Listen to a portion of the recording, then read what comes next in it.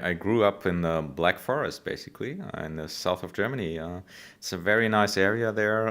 You have a lot of mountains. You can go skiing, and I guess I was a normal boy. It was the 70s and early 80s, so music was very important for us. And later on, I learned to play guitar, played in a few bands, and also playing games. Video games were already important at that time, so we were playing Pacman, Space Invaders, and that stuff. A lot of these games were two-player games where two people were playing together or against each other, and I enjoyed that most, I would say.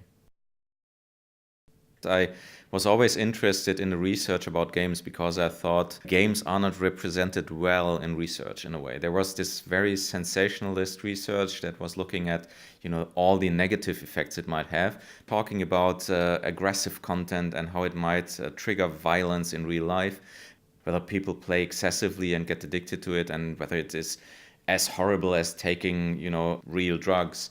And I found that very wrong because it did not represent my experience. We observed people playing games in the lab and also under real life conditions.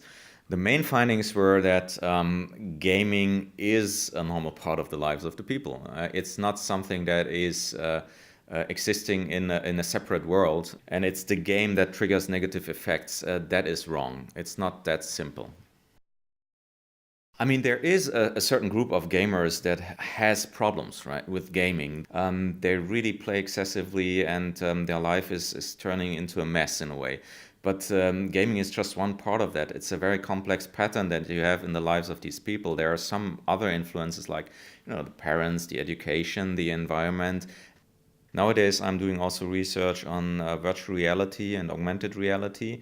With the VR devices, we look at options how we can improve the life of patients at hospitals, for example. There are people, that are paralyzed. So we're looking at the idea whether you can give them VR devices so that you can put them in a different environment.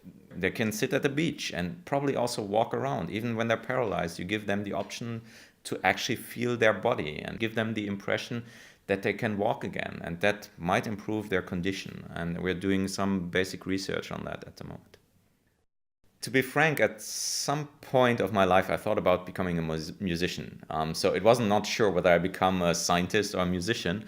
And there is a connection between music and my work.